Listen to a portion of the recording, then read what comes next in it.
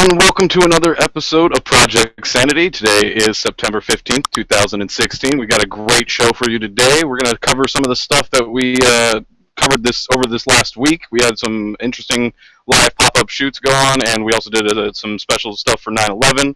So we'll talk a little bit more about that in coming up. We also had Eric Miller, Project Sanity contributor and workhorse all around. Spoke with Lee Camp from TYT. Had lots of great questions to ask, and Lee had lots of great answers, and we'll give you a little preview of that later in the show. Also, we got Bernie at the No DAPL rally in D.C. This is for Solidarity, and he spoke there, so we'll be showing you some of that. We caught Jill Stein while she was out at college, university, or campus. I don't remember one off the top of the head, and I lost my playlist here. But we'll be talking then, and hopefully we'll also be having Jim Cooper joining us from Thurston County in Washington State. He's going to be running, or is currently running for Thurston County Commissioner in District 1. So hopefully he'll be able to join us. And I think that's what we have coming up. Dave, did I miss anything? And then go ahead and I guess we'll also have Eric and Adair joining me as well today. So, you guys, did I miss anything that we know we're covering, or anything you guys wanted to mention before we get started today? Nothing straight off the bat. We do have some comments on the YouTube channel. Pretty quickly here, telling us that Jay Inslee has a bill on the table, an oil bill, and that we should oppose the Vancouver Energy Transfer Project. I haven't looked too much into that.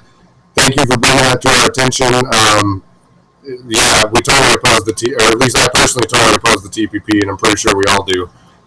So that's big for us too. Absolutely, and we're working on the audio. I think we're getting a little bit of scratchy audio out there. I think Dave's back there working on it as well. And then go ahead, Dave and Adair. Really, I think it's going to be a great show. I'm interested to hear what Lee Camp has to say, and what everyone else has. We know what's going on. Because personally, I'm moving down to Thurston County, so these commissioner races, it just goes kind of to show that everything is local. And there's actually been some advertisements I'd like to talk about paid for by a group in Washington to get people to vote. Interesting, absolutely. We'll definitely cover that. And Dave? Well, I think it's pretty cool that we've been able to pick up on some of the Jill Stein events that are happening, and we did a little Stalking Bernie last summer, and I think Stalking Stein, trying to get her information out, is going to be something that we should focus on. So we're picking up anytime we see a stream or something and somebody's available, we're going to try to bring it to you. We also had a Jamu Baraka. He was speaking on that same video, the one we're going to watch. They were Jill was at the University of Southern Maine, Portland. I'm not sure where Jamu was, but they were both live streaming on the same day. So that was great. Yeah, the Lee Camp interview looks great. We've got a little clip from our 911 show, which is starting to get a lot of views right now. We talked about some interesting subjects about the new investigation that's going on. We can take a look at a clip of that. And there's some stuff in the news around Edward Snowden and his pardon and some other things going on. So, yeah, good show today. All right, and so I just wanted to say thank you everyone for tuning in. Again, this is Project Sanity, and if you want to make sure to catch those shows that we were talking about, or clips or coverage, when it goes live, make sure to subscribe down at the bottom of the video there, and it'll make sure to notify you. Make sure to have your notifications on whenever we go live, as well as our normal Thursday show. And so, going off of that, I think the first clip that we were going to go to was Jill Stein speaking at the university, as you mentioned. So I'll just give Dave a moment to cue that up. While he does, we are definitely going to be having Jim Cooper on later. He'll be joining us about 4:30 for an interview, and we look forward to that. And it looks like Dave is ready with the video, so we'll go ahead and run that for you guys. Why should a generation of young people be walking around with that burden on their shoulders after Wall Street tore up the contract?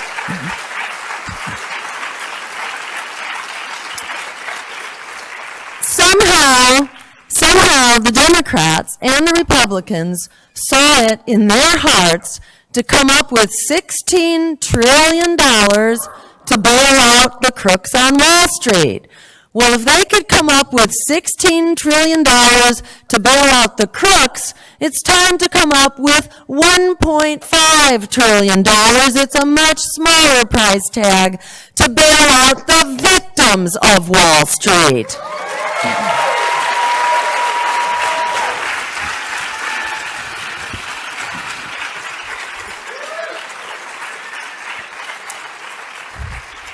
And paying for that is not like some kind of rocket science. We can pay for that by creating a tiny tax, for example, on Wall Street, which is the only sector of the economy, the most profitable sector of the economy that doesn't pay a sales tax like everybody else does. By insisting that Wall Street kick in their fair share, we have more than enough, hundreds of billions of dollars to pay down that debt. But there's another place that we can come up with that money from, by cutting this bloated and dangerous military budget that is making us endangered, not safe.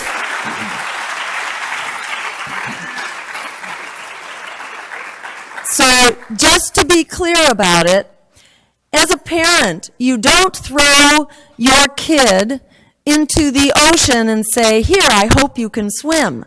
You don't do that. You teach them how to swim first. Well, right now, our economy is like some really dangerous body of water. People need to know. They need to have the skills in order to survive in this economy. In the same way that we paid for high school education in the 20th century so that people had the skills to survive, it's time to pay for the skills people need to survive in the 21st century, and that is free public higher education. Its time has come.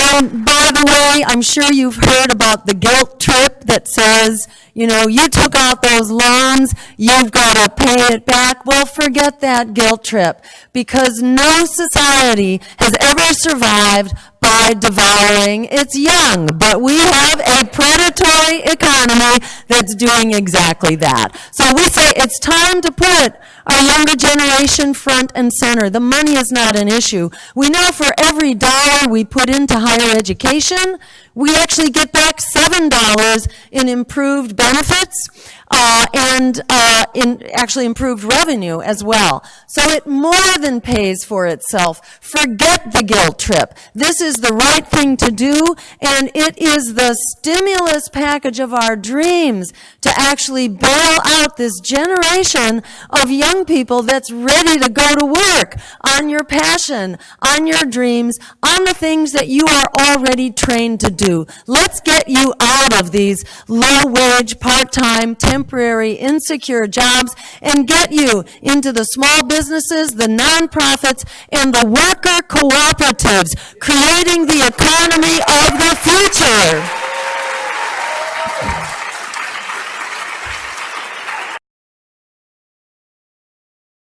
There we go. And then we saw Jill speaking at the University of Southern Maine, Portland, Maine.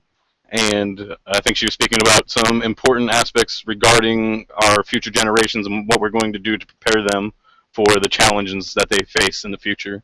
And so thoughts on that, Adair? Okay, we'll go to Eric first. Well, I totally agree with her. It's funny because somebody was talking the other day about a state bank, and it's kind of relevant because they're like, well, we're going to get the money to create a state bank, and it's like, well, it's all on Wall Street, so all I have to do is stop putting the money in the wrong places. And it's a great point that she makes in the beginning of that that really stands out the most to me. Why can we bail out Wall Street but not bail out our people? I think the citizens of the United States need to be treated as more of a priority than corporations, and that's just what it boils down to. So I totally agree with what you said in that regard. Agreed. Adair, are you ready? Yeah, just muted myself, folks at home. So I agree with what Joe's saying, 100%. The things that these people are going to run into problems with is people in general don't have an understanding of how the economy is going to be working. How, we can say that we have the money there, right? We do have it. It's trying to convince people without over-explaining how you move that money around. Banks are excellent at moving money around and then telling you how they're not actually doing it. So we've got to start at a grassroots level, educating folks, educating other voters, and be like, well, here's how we can move the money to places where we want it. Personally, as someone in student loan debt, I think that loan debt should be forgiven because I'm going to be taking a job that's going to be paying quite well. I'll be paying more than what I owe in student loans and taxes over my lifetime. And so to add an additional loan that I probably won't pay off until after I'm dead seems a little excessive. Absolutely. And I mean, it reminds me of the message that Bernie was saying regarding education and how we're going to get there, the refrain of a small tax on Wall Street, and that it's important in order to prepare students for the future to be able to give them that access to that education regardless of the conditions of their parenting. And that's always been one of the things that's always rung out to me, is that it doesn't make sense to me to burden some children with massive college debt because their parents weren't fortunate or successful or whatever, and to take another group of students and they won't have that burden as a result of their parents' work. Now, I understand that when parents work, one of the reasons that they do put so much effort into what they do is to provide for their kids so that they can have a little bit better than what they had. But I don't think that should stop with just their children or with just the children of folks who are more successful. I think it makes sense for it to be spread out in such a way that any child that has the will, desire, and was willing to put in the effort and has the basic necessities, faculties that it'll take to succeed should have that access. And so I think it's a small price to pay, and like you said, it's a great investment in our future, I think. And I think next, we're going to go to Eric's video interview with Lee Camp from TYT. And one of the questions we're going to be highlighting, you'll be able to find the entire interview posted later on the channel. So if you again want to see that, make sure to subscribe and check out when it goes live. But this one, I believe, is him answering a question about Jill Stein. So we'll go ahead and let Dave play that when it's ready. So, just to correct you on step in, but he's actually from RT America, Richard. Or, excuse me, RT America. All the acronyms are all confusing. My bad. I just always see him with that hashtag. I think it's part of what it did. So one of the many things that I would say that myself and my viewers have in common with you, or Project Sanity's viewers have in common with you, is the support for the Green Party presidential candidate Jill Stein. What makes you like her? I mean, obviously, I don't think I've seen that you've officially endorsed her, but I saw you in Philadelphia at a lot of the same events as her, and you've talked about her a lot. Obviously, she did a little bit on your show either last week or the week before. What makes you like Jill Stein? Oh, I think Jill's great, and I even performed at a campaign rally for her in 2012, and then I went out to the Hofstra debates and outskirts of the debates where she was and where she ended up getting arrested. And so, it's not just this year that I think she's been doing good, important things, and there's really little that Jill Stein says that I disagree with. I mean, some of the biggest things are like being against the Trans-Pacific Partnership and these trade deals that are designed to, make the world a nice, comfy place for corporations so they can abuse us as easily as possible. And, it's everything from that to not being a fan of student loan debt and how it enslaves people to create careers they hate, lives they hate, and it's just insane. We live in a world where there's more wealth than ever before, record-breaking wealth, and yet at the same time we have record-breaking poverty and record-breaking child poverty and hungry children. And it's a completely nonsensical way to live. And I think as a candidate, she gets that. And most candidates, even most Democrats and maybe even some of the left-leaning Democrats don't seem to. They may want to tweak some things here and there, but they don't understand what a crucial time we live in and how little time we have left to really change course. So, some people want to call like Jill Stein's plans or Green Party plans drastic or unrealistic to shift our entire economy to a green economy within, only 15 or 25 years or whatever. But what's more drastic or unrealistic, that or the idea of just going on the way we're going and destroying every last chance at our ability to survive on this planet in a sustainable way? To me, that sounds like the most unrealistic, most illogical way to go forward. So anybody who wants to tell you, oh, we can't, her plans are crackpot, we can't do what they're proposing, well, the other option is to kill ourselves. So yeah, I think that they tend to do that because they just want to they call her a crackpot and her ideas crackpot because they just want to take the attention away from the corporate tax loopholes, the Wall Street bullies, and the massive outrageous military spending that could easily be spent on education. I mean, we're throwing away fighter jets for no apparent reason with money that could be put in our children in school. And it's just, yeah, they just want to paint an image that she's crazy so that we don't look further into it, in my opinion.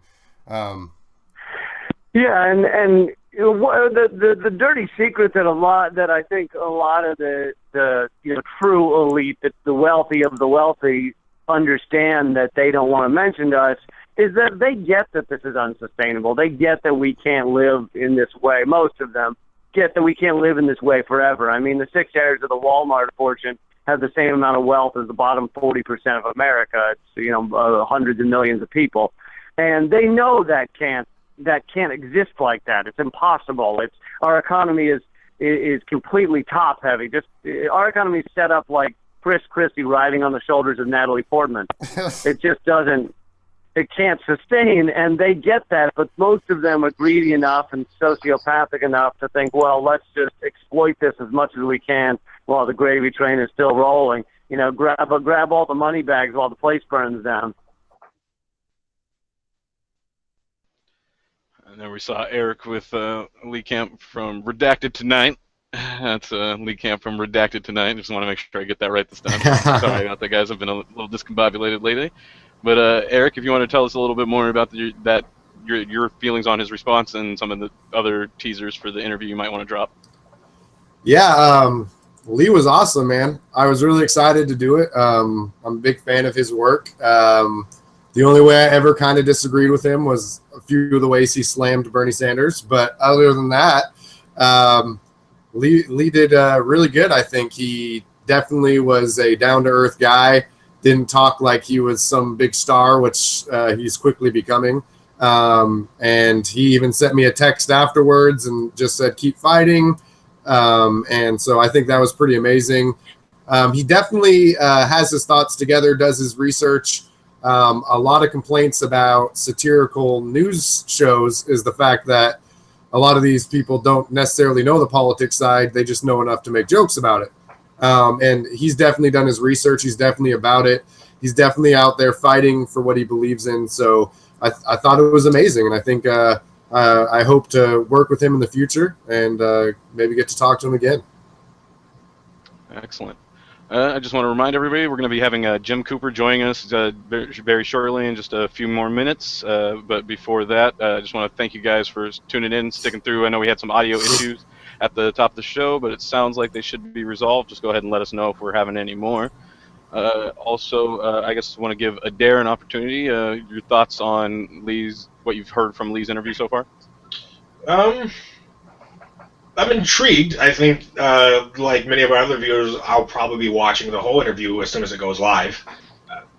Folks who may drop a comment in the thing, and we can discuss it while we're there. But I think he's made some valid points. There are some things that I am interested in. I had no idea that he followed Jill around in 2012, nor that she got arrested after a fringe debate. I mean, we can debate her tactics all day, but I think that's the level of dedication you're not going to see from a lot of mainstream media sources, especially in that now that third-party candidates are coming to arise, they're only really focusing on Johnson. So I'm really interested to hear his thoughts just on the election cycle in general. And I've noticed one thing I've picked up on from the short time that I've been paying closer attention to Jill is that she is not afraid to get down in the trenches. She'll be in the front lines of the protests, or whether it's a union line or anything along those lines is one of the things I remember from Bernie, which I appreciate in her. And so I'm looking forward to seeing what she's able to accomplish this election cycle, and where she's able to take it after the election happens, and if she's able to capture and motivate a lot of the people that were definitely supportive of Bernie and feel as if there's nowhere for them to go to one degree or another. And I see Dave is getting us set up, so it'll just be a couple more moments before we bring Jim on. Just a quick reminder, Jim is running in Thurston County for the commissioner position as a Democrat.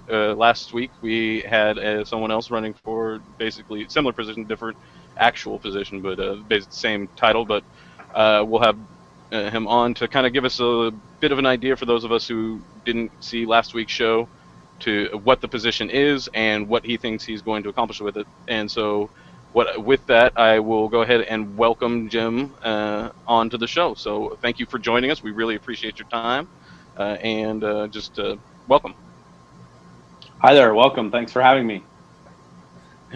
Absolutely. And so one of the first things I wanted to start with is actually, Eric went ahead and did the legwork to get you on. So I want to give Eric an opportunity to go ahead and tell us a little bit more about what his interaction has been down there. He's also in the Thurston County area. Great. Yeah, so Jim, the first time I met Jim was he was at a caucus event for the Democrats where I was running for delegate. And he was just talking to me. We were just talking. I had no idea he was an Olympia City Council member. And then all of a sudden he tells me, and I'm like, wow, our business just got broken into. And he's like, what? They didn't do anything? And very down to earth, which was pretty awesome to me. Every interaction I've ever had with Jim, I really appreciate his willingness to talk about things that other politicians won't talk about. He doesn't give me the impression that he's too big to talk about something. He's a very, very, very busy guy with all the things he does in our community. Is it the United Way that you also work for? Yes, I work for United Ways of the Pacific Northwest, which is the trade association for United Way in Washington, Oregon, and Idaho. So I do public policy training and technical assistance for 39 United Ways. Gee, see, and plus you're already on city council, plus you're running for a campaign, and I don't know. And I have a 4-year-old. Yeah, there you go. Yeah. That definitely doesn't make things any easier. Yeah, I just started my Washington State Treasurer campaign as a write-in. I'm actually going to be taking off here soon to go to try to get an LD endorsement. So I know how busy it is. I just do this and now that. And I also have a 10-year-old, and I don't have a 9-to-5. So it's crazy. I know you're a busy guy. I've been trying to get you on for a while, but glad we could finally connect. So one of the things we asked Kelsey last week, and I just want to make a disclaimer because at one point somebody said that you guys were opponents, which is not true. You're running for District 1 and District 2 for Thurston County Commissioner. A lot of people don't understand the importance of the commissioner position. And so if you could just explain to us what the Thurston County Commissioner's responsibilities are and kind of ways maybe you want to revolutionize the position. Yeah, definitely. So I think the first thing to say is how important this year is for Thurston County. And if people don't know, county commissions are typically three members. In the bigger counties like King County, where Seattle is, or Pierce County, where Tacoma is, they have a county charter and they've gone to a county council with more members. So we have 3 members, and this year 2 of our longtime Democratic county commissioners are retiring. And just 2 years ago, one Democrat lost in the general election and was replaced by a so-called independent. Now this year, Kelsey and I, both of our opponents in the general election, are calling themselves independent and talking about the hardest right that you can possibly imagine for what is really one of the most progressive counties in Thurston County. So I think it's really important for people to understand that the balance of power in Thurston County is really hanging with a big threat to it right now. And if Kelsey and I don't both win, we'll see some huge setbacks in the areas of the environment, public health, probably law and justice. Both of our opponents are retired police officers. So I just want to make sure I say that up front, so people are kind of aware of how important it is this year. As for what a county commissioner does, you're responsible for everything that a city is, as far as roads and policing, only for the unincorporated areas of the county. But then countywide, the county does everything like we have the assessor's office, the treasurer's office, the coroner's office. And the county commissioner does the budgets for all of those, including the county sheriff. And then the county board of commissioners is also the board of health for Thurston County. So they're responsible for all of the restaurant inspections and the public health and mental health system, the substance abuse and violence prevention and treatment system. So they have a pretty significant role, and they're the legislative branch and the executive branch in some ways, and sometimes they even play a judicial role in some land use decisions. So it's a big job. They annually pass about a $325 million budget and try to provide the right services to the county, most of which are prescribed by state law. So the county's real job is to implement state law. Does that answer your question? Yeah, no. It was a great answer. So one of the things that really first made you stand out to me, Jim, was you gave a speech back at, I believe it was the Thurston County Convention. It may have been the LD2 convention. And you had brought up some numbers that were staggering to me about the poverty in Thurston County, and how it really is a way bigger issue than things seem in Thurston County. It's not necessarily known as a poverty-riddled area, but it really is. Can you talk a little bit about that and a $15 an hour minimum wage and those sort of things for us? Yeah, absolutely.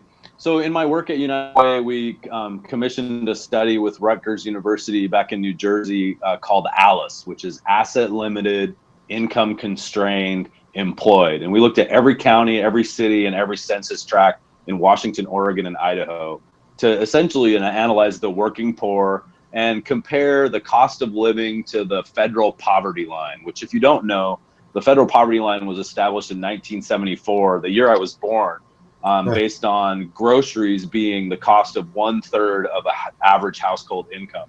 It hasn't been changed.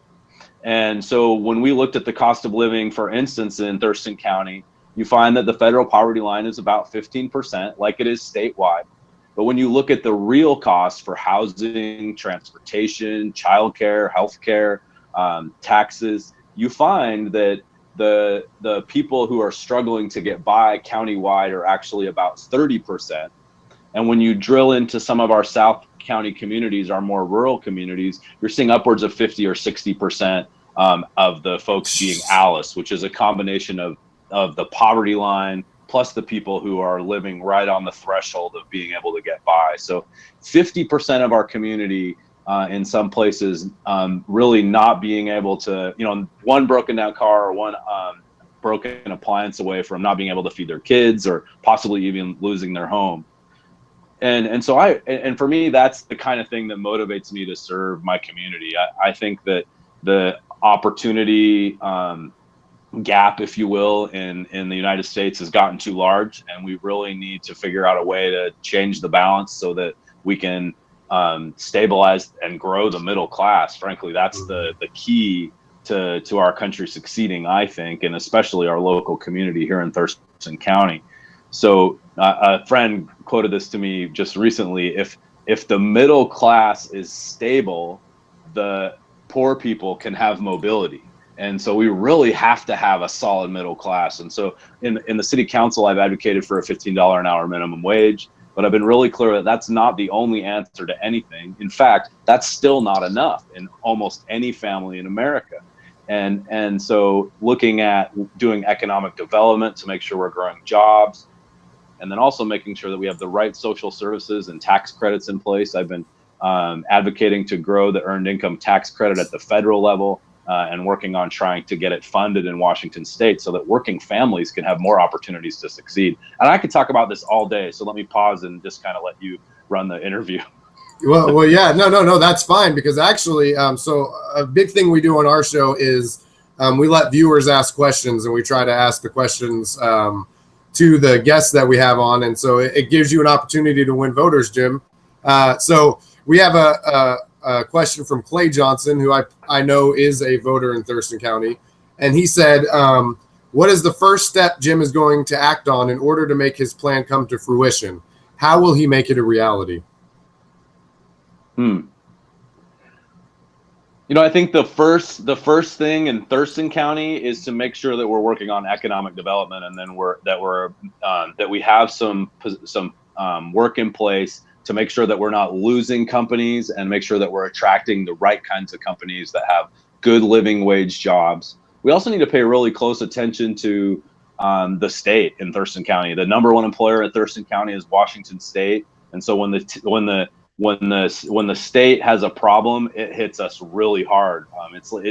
I would compare it to the factories in the Midwest. If they cut staff, the towns dry up, and that's kind of the way Olympia and Thurston County are. So we got to make sure that we make and retain jobs, and that we also have the ability to work with our state government and try to influence its ability to be successful, because there aren't a lot of good progressive counties in Washington State, because the rural folks try to sort of trend the elected officials more towards the right than the broader population is, if that makes any sense at all. So that's my answer right now. But on top of all of that, we have to bolster our mental health system. We have to make sure that we're not locking people up in prison when they have mental health issues, and make sure that people who aren't a threat to society are able to stay in their home and stay with their family. And that means expanding our options programs in the justice system, so we can help people get rehabilitated, or not put them in jail for silly things that just cost us money and don't help anyone. So just curious, are silly things marijuana? Mm-hmm. Well, it's interesting. So I spent about 8 years working in substance abuse and violence prevention work, and actually was I worked against the privatization of liquor, and I didn't really get involved in the marijuana legalization. But one thing I did have the opportunity to do was look around and see who's in jail, and talk to sheriffs and police chiefs around Western Washington, who's in jail for marijuana alone. And that was actually pretty rare. Most of the time they're putting people in jail with, possession charge as a secondary charge, and they found some other reason to keep them in jail. But yes, there is no reason in my mind to lock anyone up for possession. And in this day and age, there's really not a reason to be enforcing very much of the federal marijuana law. I've been kind of discouraged about some of the things I've been hearing in the last several weeks since July 1st, when the medical system changed over to the state run. Yes, that's a whole nother conversation. Yeah, we'll have to talk about that soon, because I've been frontline to that, and it's been horrible. But it actually was this interview worked out well, because we had another question. They kind of made some comments, so I'm assuming their question was about locking people up for marijuana. So another thing that I would like to personally, that's a big issue for me, is clean energy, and I don't know if that is something that the commissioner can influence. So if it's not, if you could at least speak to your opinion on that, and if it is something the commissioner can influence, what can the commissioner do to work Thurston County towards a clean energy future? Yeah, definitely. So we have some influence, and I think that there's probably more influence we could have if we really pushed the limits on public health, because I think it's about time to declare, our environment is in a public health crisis when it comes to global warming. And so with that, we have energy problems with too much carbon, and then we also have sea level rise. And so those are both huge threats to the government as well as to the broader community. The predictions we're getting is that we need to be able to protect all of our infrastructure from up to 6-foot floods in any low-lying area. So even away from the water, we have the issue with the sea level rise. But back to your original question, I'm an advocate for having the county develop a countywide energy plan that's sustainable and hopefully locally owned and operated over a 30 or a 50-year period. not talking about establishing a power company, but talking about a good plan where first the county looks at its own energy waste and production to find out how it can produce its own energy from its own work. One of the keys to that is building a new county courthouse. We have a building that's built in the 1970s. A new courthouse could pay for itself in 30 to 50 years and not be wasting the kind of energy that it is now. And then once we have our own house in order, we look out, or at the same time, if we have the resources, and work with the broader community to look for incentives for using clean energy, for developing your own power on site, and then begin to have conversations about the regulatory approach to get there. Because the reality is that, and I don't have the specific numbers in front of me, but in the documents that we signed, at least in the city of Olympia and the Paris Accord for climate change, we have to get back to pre-1990 levels of carbon emissions in about 10 years. And it's a significant change. And we're going to have a dramatic shift in culture for how we think about energy, how we act around energy. And frankly, to me, the key of that is getting as many cars off the road as possible, because that's the place where we're spewing awful stuff into the sky that's making it hard for kids to grow up healthy and hard for us to combat the crisis that's affecting our globe.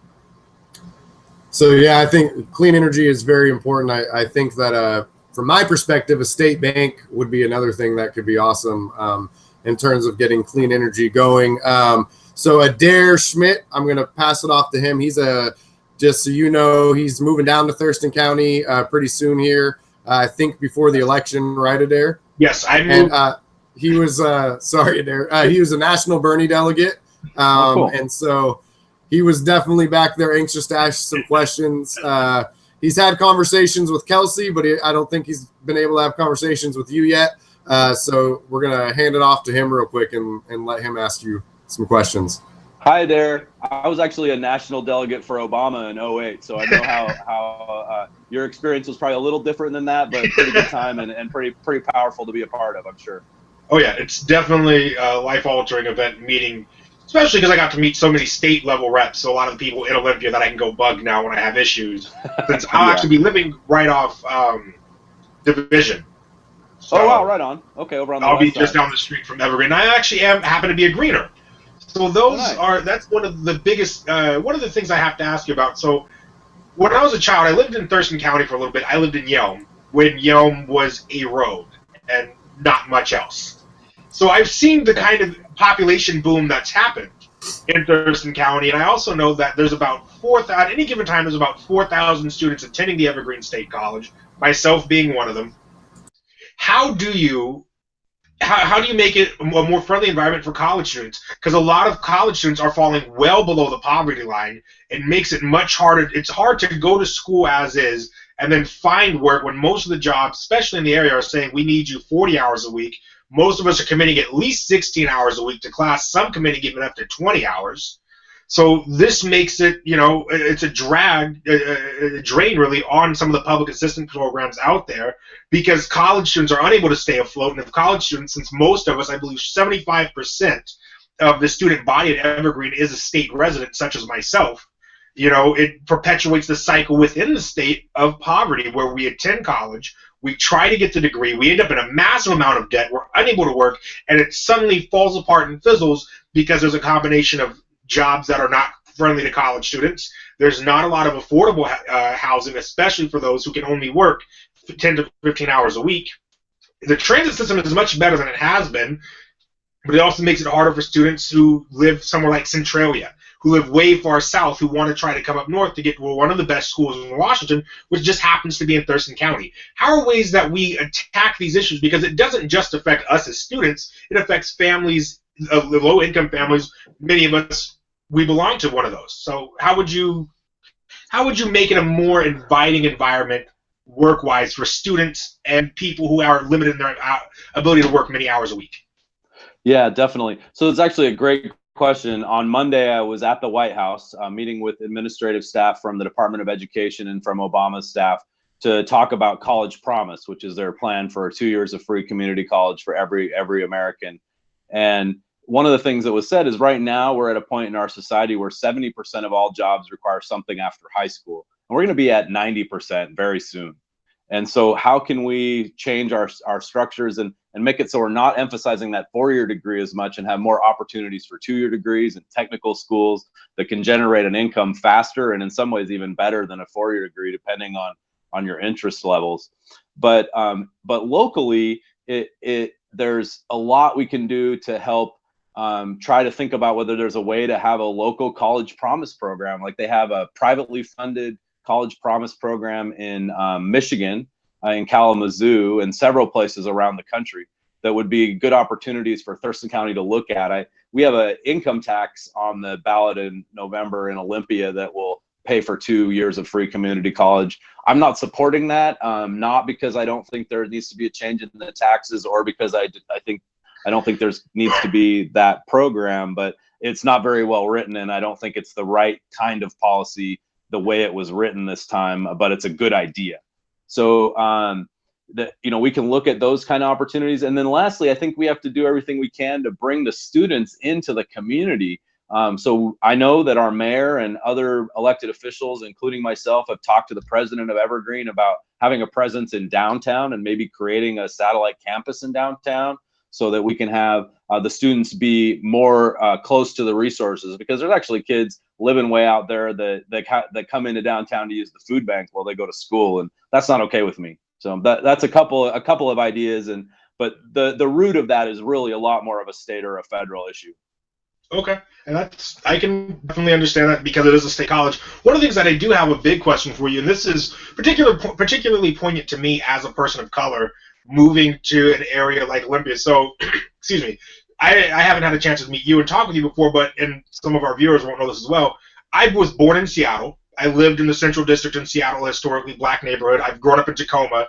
I've grown up in large cities in Washington State, where there is a large population of people of color, and even here, and now I live in University Place, a subsect of Tacoma, where we're dealing with intense police scrutiny, intense suspicion, intense fear, and a lot of times out-and-out racism, where a lot of us are afraid. We're routinely stopped when we call the police. I've had guns pulled on me by police officers after I've called them because my house was shot at. They pulled their weapon in an area where they're constantly surrounded by people of color in their daily life so long as they live in the city.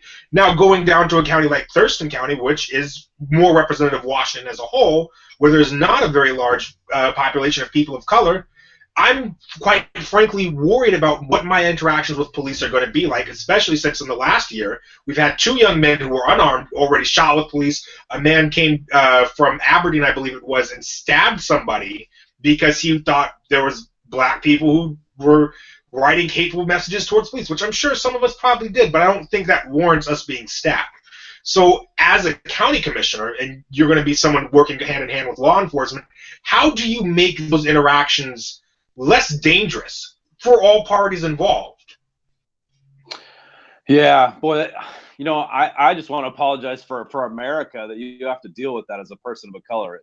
It's pretty sick to me that we've gotten to this point in this country where we don't value our differences as the thing that makes our country great. And so that's hindsight. But looking forward, I think there's a lot of things we can do to bring our community together. And I'll tell you that while there are a few examples here, we're a lot more safe and in a lot better place, at least in the general urban area of Thurston County, than a lot of places that you might move in the United States. The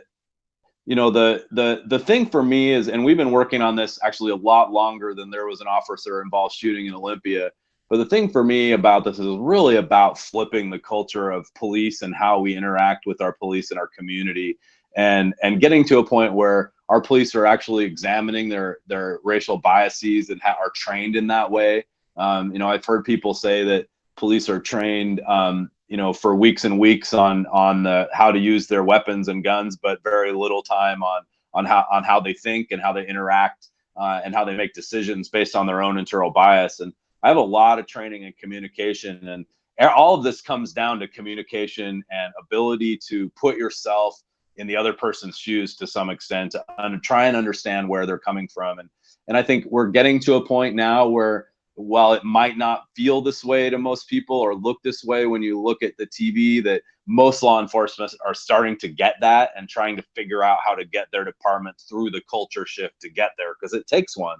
And then along with that, you know, we might look all white in Olympia, but we do have some great, wonderful leaders that are of color, and a good, you know, population of people of color. You know, it's, while not a huge percentage of the community, it's a powerful percentage of the community. And so making sure that those folks are represented in our lawmaking and in our policing, and that's been really hard to do. And I've asked on camera the police chief a couple of times, you know, how do we get people of color on the police department, and how do we change our hiring practices so we can do that? And you know, unfortunately, I think sometimes we set up systems that we think are going to work for that, and they backfire on us, and we end up not having the people of color even apply so they can get the chance to be screened in a fair way. And a lot of that is because I think, you know, I mentioned this, our differences are what make us great. And so for me, it's not, doesn't feel right to have the hiring practice be blind. So knowing what you're getting and who you're looking at up front may be a conversation that we have, versus a lot of these police hiring practices are blind, and they don't even know the race or color of the person until they get to a in-person interview. And while I don't want to bring more opportunity or option for prejudice, I do think there has to be some conversation about how to get to a point where it's easier to hire people of color and see them in the process as equals to people with equivalent training, education, and experience. I definitely appreciate that answer. I appreciate the willingness to confront these problems head on. It's something we don't see quite often, frankly, in communities of color. There's oftentimes this level of, we'll do it yourself, or, you know, that pull yourself by your bootstraps mentality. And I appreciate that you are willing, as an elected official, to come to bat for all of your constituents. That's something I haven't seen throughout a lot of these races, and I really do appreciate that. I only have one more question for you, then I'll toss it over to Richard. We've talked about poverty, right? We've talked about poverty, especially as it pertains to a rural county like Thurston, where there is, at one point at least, there was nothing but farmland when I remember growing up there, and now we're starting to see some housing developments and some apartments. How do we make equitable income? Housing? How do we get affordable housing? What percentage of new, like, apartments and buildings would you want to see marked off exclusively for low-income families, and how would you expand the transit system for poor people? Right now, I know that there's a program where you can ride for free to job interviews and things like that if you're a low-income person. Would you support expanding programs like that throughout the county and making it more accessible to those in the more rural areas? Yeah, absolutely. I mean, the transit one comes down to money, unfortunately. And so I don't know if you were here still, but we don't have bus service in South County at all. We have what's called the Rural and Tribal Transit, which is a van that drives a fixed route 2 or 3 times a day into South County, but isn't nearly adequate for the kind of access to the community. And it's actually a huge barrier for the most poor people who tend to live further out in the rural areas. When it comes to affordable housing, I've been an advocate for us putting an affordable housing levy to the voters, so that we can create some tax dollars that will build affordable housing complexes. But stepping back from that a minute, I think my gut has always said, and I know they've been successful with this in Portland and a couple of other cities, that if you're going to build a housing complex of, say, 10 units as a good even example, that some percentage of those units should be low income or affordable housing. Some percentage of those units should be middle income or middle income housing, and then the remainder should be market rate. And that should essentially reflect the population. So if we're at 30% or 40% people who are in the Alice category in the city of Olympia, I would say 30 or 40% of all of the housing that is built needs to be affordable. In downtown Olympia, we were at a point where we had about 80% of our housing being affordable, or even now I lost the word, like Section 8, like low income government sustained housing. and then now we've had some bigger, more market rate housing developments come in, and all of our affordable housing is full. And it's that way in almost every town. And when you get out into places like Tenino or Yelm, there's very little affordable housing that's safe, so your family can, get by, because there's a lot of affordable out there, but the safety factor or the location make it less than desirable. So I really think this is a place the government needs to get involved in a bigger way to force policies that say, if you're going to build more than one unit, you need to have some consideration or some requirement for different strata of housing in there. I don't think we're going to get enough without doing that.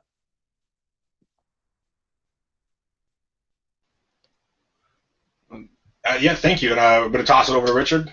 Sorry for taking so long, my friend. Oh no, you had some very excellent questions, you and Eric as well, and I appreciate those answers. They're very thoughtful and thorough, and so I appreciate that. One of the things that came to my mind when you were mentioning the role of race in the police and what that feels like in Olympia, what came to my mind was in 2015, I believe, there was two young men that had allegedly, like, they were walking down the street and a cop was responding to a report of some guys stealing some beer from a local grocery store. They fled on foot and retreated into the woods, and the officer said that he was attacked by a skateboard but uninjured, and it resulted in one of them being shot and I believe possibly paralyzed from the waist down. That was as of 2015, the report that I saw.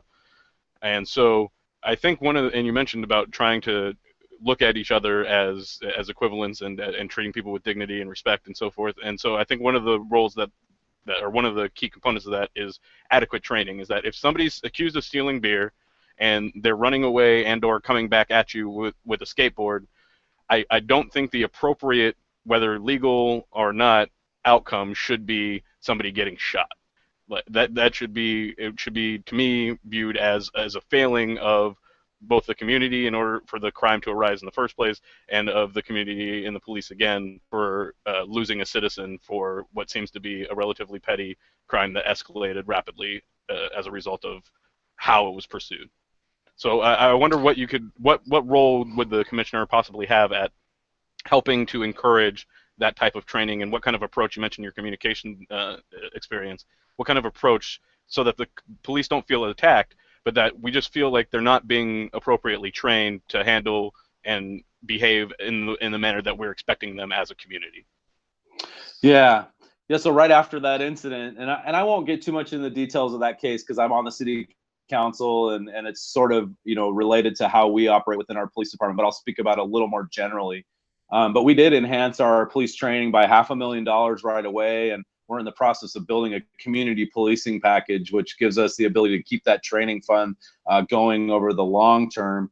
And then, I think we really have to look at how police operate, because the fundamental thing for me is that regardless of what happened with those two young men and that officer that evening, the officer should have never been by himself in the dark to have that interaction in the first place. So how are we doing backup, and how are we responding, and when do you get out of your car?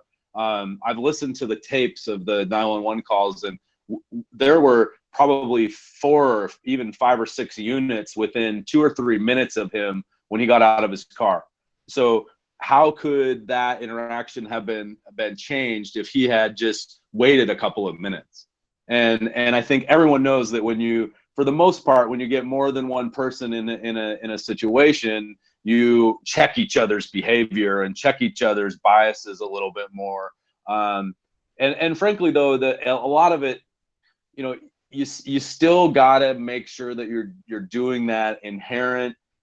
Do I have a bias? Because while you might not think race is involved, you know what neighborhood you're in, right? Or who lives in the part of town that you're in, and that it's more people of color than it is in the neighborhood you live in. And so automatically there's things that you think about or ways that you might change your behavior that aren't conscious, and they're not decisions that you're making. You're just doing it.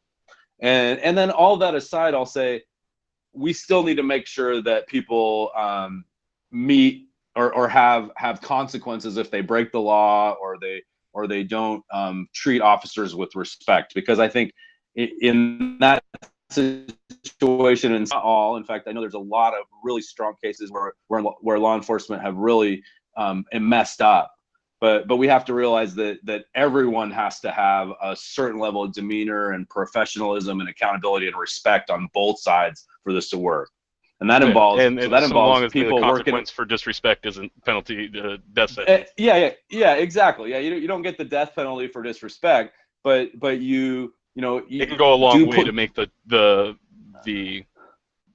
interaction better for everyone, and it's a touchy subject, I think, in that we're proud free Americans and that we want our Fourth Amendment rights, our First Amendment rights, and our Second Amendment rights for that matter, and so we don't want to be slowly reaching for a wallet that was requested and an officer taking the person's attire too far into consideration and responding, and I'll leave that one at that, but. The other one let me add one more ahead, sentence on please. that one, because I think the key to this for me is police and children interacting at a very young age. So when we have school resource officers, we have them mostly in the high schools. If we had school resource officers that were focused on hanging out with elementary school kids and building the relationship, so hey Officer Bob or hey Officer Fred, them, especially in a community the size of Olympia, you're going to know them, you're going to grow up around them, you're going to know their kids and their family. And at that point, the biases tend to be less present because we've grown up with each other and we know each other. And that's the fundamental piece, is we don't know each other. And sometimes we tend to think that you're going to be hurtful because of how you're dressed, how you're acting, or how you look. And it's not okay.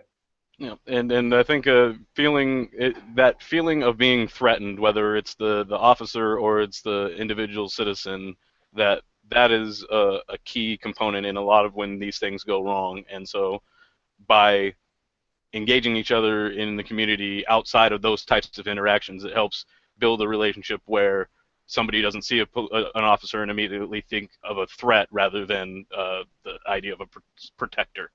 Or somebody that they can rely on for security. And so one of the other things I wanted to mention, and you kind of touched on it a bit again at the end, is whether it's education or whatever it is. One of the things that stuck out to me when you're talking about the calculation of poverty is childcare has significantly gone up as a portion of people's expenses as a result of more families having two parents that are working. And so that the child is home alone for a more significant amount of time. And one of the issues that you're kind of somewhat at the mercy of whatever comes down from the federal level, but what are some of the things that you think can be done to address that specifically at the county level? And one of the questions I know you mentioned before is about finding money. You mentioned we're able to find $500,000 for police training in that area. And Jill mentioned at the top of the show, I'm not sure if you had joined us yet, that a lot of it has to do with prioritization. So that the money is limited, and raising taxes is one way to get more revenue. But what are we doing to what kind of priority shifting are we going? Would we be seeing, or would want to guide from your position as commissioner? I guess you can take that second part first. Yeah, well, I mean, and to me, I mean, you hit the nail on the head. The more we can do for our kids at a young age, the better off our whole community is going to be in the long run. So in my work at United Way, we in Washington State 2 years ago, we passed the Early Start Act, that we came up with $300 million more for early learning and early learning programs, because they're the most important thing. Like, if you're not ready to go to kindergarten, the likelihood that you're going to not graduate high school is extremely high, and you can almost predict it.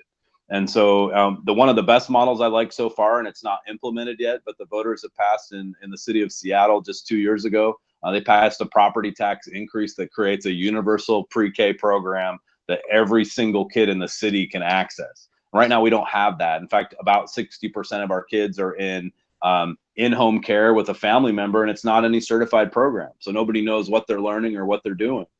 So we need to look at getting to a point in our society where we have universal pre-K, we have universal secondary education for at least the first 2 years.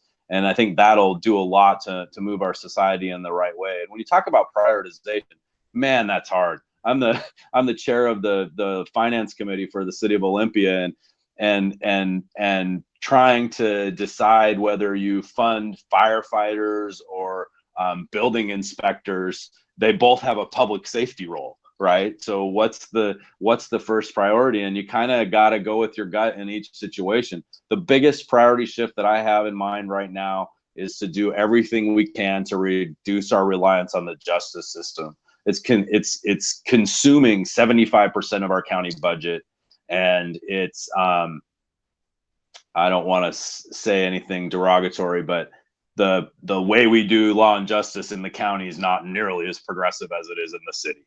And so we have some opportunities to bring people together to enhance our options programs and our problem solving courts so we can keep people out of jail. I mean, one of the things we're doing right now, we have probably 150 prisoners a night that we send to Lewis County, so the next county over. We pay for them to have a contract jail bed, and they get no restorative services at all. And they won't take our hardest criminals. So we end up sending the lowest hanging fruit for rehabilitation to another jail in a more conservative community where they don't get any help. And that's a problem. And so we have to figure out a way to get ahead of that curve. And unfortunately, I think in the short term, it will cost more money because we'll have to do both. But if we can make that investment, I'm certain that in a decade or less, we can reduce the need to spend that much money on law and justice. It's just disgusting where we've gotten in our society with how much that programming and that work consumes and hurts people. You shouldn't be, making a mistake when you're 17 years old is one thing, but losing your ability to ever succeed as an adult because of it, I have a problem with that, especially when I know from brain science that your brain isn't fully developed to make decisions or reason until you're 21 or 25 years old. And we're locking people up at 18 years old and throwing away the key. Well, and it is an unfortunate reality that too many Americans are facing, not just in Washington or Thurston County, but across the country. And hopefully you'll be able to do what you can from your role to help give some insight and perhaps role model some options as to how you can take something that's not necessarily as effective as it could or should be and move it towards that way. And so with that, we've been mentioning, we lost your video there for a moment, but been running your website on the bottom there. But if you just want to mention quickly, if people want to get involved, donate, volunteer, how they can get more information about what you're doing and how to get involved with your campaign. Yeah, definitely. Sorry, my phone's ringing, and even though you hit do not disturb, it's still going off. So find me out on electjimcooper.com, and I'm also Elect Jim Cooper on Facebook and Twitter. I'd love to have help and support on the campaign. We're raising money. We have Kelsey and I have the not this coming Saturday, but the following 3 Saturdays after that. We're looking for a whole bunch of people to go doorbelling with us, and we just love to have your support. And the other thing is, encourage everyone on your calls to reach out to a local elected official and get to know them. They're regular people like me, and they need help. I can't influence everyone else, and having an army of people like you to help make influence is the way things get done in communities. You don't do it from the top down, you do it from the bottom up. So thanks a lot for having me, and I hope I'll have your support. Oh, thank you so much for joining us. We really appreciate your time. And for those of us in Thurston County, I think you pretty much got them locked up. And so I think it should be an interesting time, and it should be a good race. And so I'm hoping to see you guys both come through and with the progressive agendas that I think a lot of Americans, especially in Thurston County, are waiting for. And so just want to thank you again for your time, and look forward to speaking with you again in the future. Great. Thank you very much. Thank you. Bye. All right. And so for those of you just that joined us recently in the 5 o'clock hour, that was Jim Cooper running for Thurston County Commissioner, District 1, and that's in Washington State. This is Project Sanity. We're on the Benjamin Dixon channel. We're also over at projectsanity.org, where you can find some of the exclusive footage that we were talking about earlier. Eric's interview with Lee Camp will be up there soon, and we did a show on 9/11, which we'll talk about in just a little bit, and caught some Jill stuff. And we're going to be working on bringing you guys more content more frequently on the channel, so make sure to subscribe if you want to be the first to find it when it goes live. Other than that, I also just wanted to mention, if one of our viewers, if you know about a Jim Cooper in your town, you got a county commissioner, you got a state office, something like that somebody's running, and you think that they have some interesting things that we could have a conversation about on our show, we could get to know more about their position, please go ahead and reach out to one of us. You see our Twitter handles down here pretty often. You can find us there. You can email us. You can check out the Google Plus community. There's a lot of ways to get a hold of us. Just reach out, let us know, even just in chat, and we'll follow up and see what we can find. So with that, I guess we'll go in some quick thoughts about Jim Cooper's interview there, and then we will jump into our deep dive talking a little bit more about 9/11. I don't know about you. I think you did a good interview. I think that he was well spoken. He definitely gave some answers that I wasn't expecting, but I also, you know, you got to respect he's definitely on the city council, so can't speak too much about the shooting. Which I think for you and I, Richard, as men of color, especially as black men in America, we're going to be, you know, kind of worried about that because Thurston County hasn't always had the reputation of being the most friendly county to people of color in Washington State. Kind of fell along the lines of it. Once you go south of Tacoma, you know, you get outside the Lakewood area. Occasionally, you can go to JBLM, Joint Base Lewis McChord, for those of you at home. You run in north of Seattle or east of any of that, you run into areas where we're just not welcome. So it's nice to see an elected official actually speak up on behalf and say, hey, no, there's people of color in my city who are important parts of this, and they are going to help us out, and they're great leaders. That's not something you hear, you know? Yeah, I thought it was impressive to see how he tried to engage those issues head on and didn't try to hover around them or circle around or anything like that. He really dove right in there, and so I respect him for that. And I think for those not familiar with Washington, there's a long history going all the way back to Washington becoming a state about why you would see in more rural areas, you know, not as much affection towards the communities of color. I'll leave it at that. And so I think it's tough in Thurston because I think Olympia is one type of place, and then if you go towards the outskirts of Yelm or Tenino or something like that, that you're getting into very different types of communities, and it's hard for me to imagine even trying to encompass all of their perspectives in a single representative, or even a few. And so I think that's an interesting task, and I'm looking forward to speaking with them more about if and when they get into those positions, what it is they're actively working on and what that work looks like. Oh yeah, I very much look forward to working very closely with both him and Kelsey, because now that I know two of them, you can bet I'm going to be a pain in the side of the county commission's office, because there's some things I'd like to see changed. Yes, and so I look forward to seeing some of that interaction, and I think Dave's getting a clip from our 911 show that we did on September 11th, and we took a bit of a different angle on it than most. We wanted to re-look at what was going on with, I guess, what's often referred to as conspiracy stories, but I think, you know, Dave might be able to give a better intro to this than I am, and it looks like he might be ready, but we spoke with a representative from the architects and engineers for 9/11 Truth, and we got some really great information, and I'll let Dave expand a little bit about what we covered. Well, you know, I got the guys on. Oh, no, I'm in the air, but you guys aren't hearing me. Okay, so yeah, Adair bailed out on our 911 show, so I'm curious to talk to him a little bit about some of the stuff that we were talking about. But yeah, we had a little show on 911, and we were fortunate to have a representative from Architects and Engineers for 911 Truth, and they are an organization of over 2,600 now architects and engineers from around the world that are part of this organization with a what do you call it, signatures, 26,000 signatures, a petition, there you go, sorry, of 26,000 or more signatures that are really wanting to have a true investigation of how the towers came down, because even the 911 Commission doesn't talk about Building 7, and a lot of the commissioners say it was just a whitewash. The official reports are full of holes and just don't match up with visual evidence and what people are seeing and what they witnessed and testimony.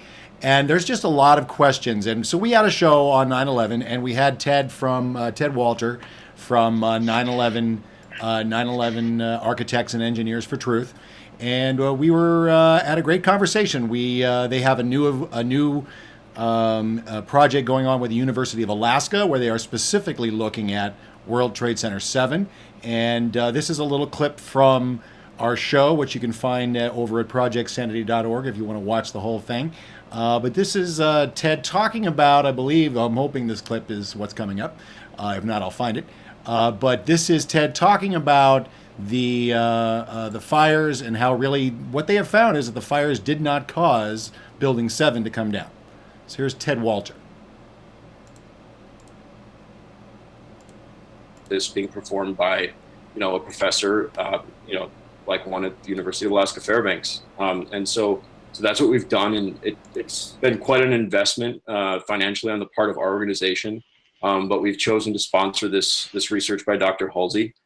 And he actually announced today yesterday at this conference, he traveled to New York to present his preliminary findings, and based on about a year of analysis that they've been doing.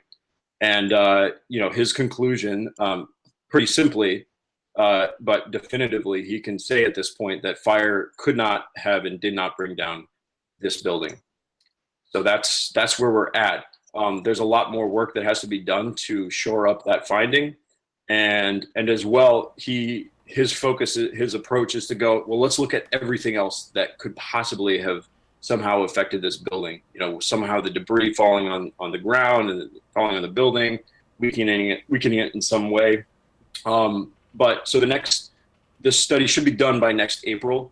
At which point, we'll have a final report from him, and then he will go about trying to publish his findings in academic journals. And we are, really counting on this to make a difference and help this argument gain traction within the engineering community. And a lot of our time by next year will be devoted to making sure, doing everything that we can to ensure that it does. So you mentioned that he basically, Dr. Halsey has made the conclusion that this did not come down by fire. And now he's basically, the rest of the study is going to be to try to find out what did bring down the building. Is that right? Yeah. So Halsey came into this project saying, I will definitely be able to tell you what did not bring down this building. So the goal has been to primarily look at whether fire could have somehow brought down this building. I think once he has exhausted all sort of natural scenarios and subjected the building to those natural scenarios in the computer model, I think that leaves us with only one rather obvious explanation. I'll be honest, it remains to be seen how explicitly Dr. Halsey wants to address that. But the idea is to eliminate, at a minimum, all natural scenarios. I mic myself. This is where we are on Building 7, which this is, encouraging as far as what, the truth movement, if you will, looking for some real evidence as opposed to the NIST report and the complete ignoring of it in the 911 Commission. We've been watching some of the videos from Dr. Halsey when it first started. I've been looking at some of their reports, and we've been talking about Building 7 pretty much the first part of the show and the anomalies. So it's good news that there is actually an investigation progressing. What about? I know you're looking into both towers. Where are you with the Twin Towers? And because the more and more I look at it, we got to be looking at that too. So are you any further in maybe, I guess it really is going to come down to raising some money to funding a report of that size? Yeah, money is certainly a factor. I think it's definitely on the horizon to also model the towers. It's not something that we definitely decided to do or committed to. But it's something that ideally we would like to do. We kind of wanted to take one step at a time and see how it goes with Building 7, and see what kind of work Dr. Halsey would be able to do. But I think he is interested in going forward with modeling the towers as well. Now we may see that like Building 7, his analysis of Building 7, and I mean what he also spoke about at the conference was how utterly and thoroughly, I guess you would say, inept NIST modeling was. And really, not only, I mean, a lot of people will take the approach that NIST's report and their analysis was fraudulent. It was deliberately trying to cover up what happened and come to a different conclusion that was totally unsupported by any evidence. But even from just a basic like modeling methodology perspective, they did many things that were terribly wrong that Dr. Halsey reported on. And we think that with that kind of a like really damning assessment coming out of this study, that alone could be a big trigger for engineers in general, and hopefully the broader public to really look at this again seriously, and then make the rather logical jump to saying, okay, well, if Building 7 was a controlled demolition, what does that mean about the Twin Towers?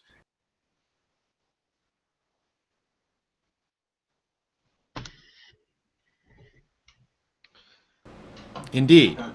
What does that mean about the Twin Towers? So that was a very interesting show, Richard. You were there, and you had some questions. What's your thoughts on what Ted talked about? And I know that we were discussing the broader ramifications of even if you go beyond, what was at the what was behind it all. How has it been used beyond the crime itself to create more crimes and continued crime, whether it's in the Middle East or in other areas around the globe?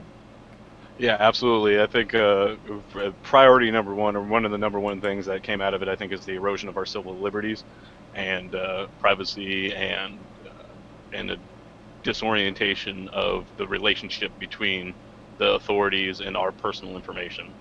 It's been completely thrown on its head, and we've seen the fallout from Snowden and others as a result. But going back to the actual show that we had, disclaimer. I came into the show thinking, okay, I hope Dave doesn't make us look too crazy. There is always that possibility, by the way.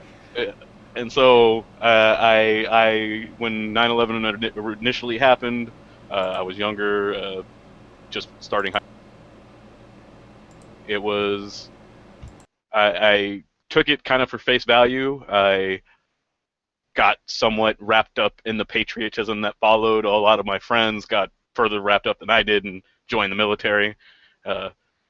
Unbeknownst to them, the reason that truck drivers were getting the biggest bonuses weren't because they just really liked people who drove trucks, but because it was one of the most dangerous things that they could be doing over there. And so a lot of them suffered various injuries. Had one friend lose both legs, and so it's had real world consequences, both in my immediate circles, and I'm sure for a lot of other folks who weren't so lucky as even to get their friends or family members to come back, even if it wasn't whole.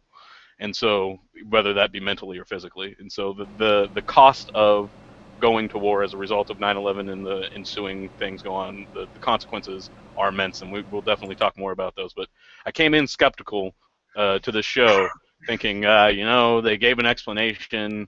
All the right people checked off on it, said it sounded good. So, as skeptical as I may be, or as problematic as the official story is, I could take it at its face, and I just kind of let it go. Also, as no coincidence, in addition, that the association with Alex Jones and the lizard people and all that, when it gets into the Illuminati and all that stuff, it becomes a more dangerous topic to be associated with.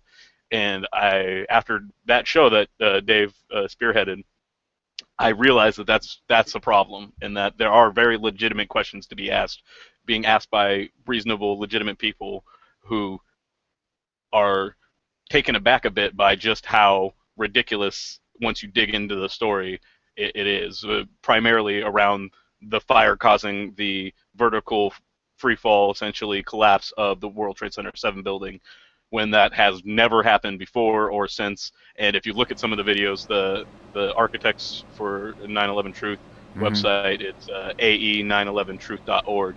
There's a video on there that you can find that shows some of the other buildings that have other steel frame buildings that have been engulfed in flames and didn't collapse. And when you see the explanation of flame being used for World Trade Center 7 and the failures of the NIST modeling that he mentioned, that Ted mentioned in that clip, it becomes very problematic for me to take that on its face. And I think that these architects and engineers are the exact people that we need to spearhead an effort like this, so that it's not coming out of the Alex Jones camp, but Right. it's coming from professionals, that this is important. Yes. If steel buildings can collapse like that from fire, they need to know how that Well, happens. here's the thing. Theoretically, firefighters shouldn't go up in those buildings anymore.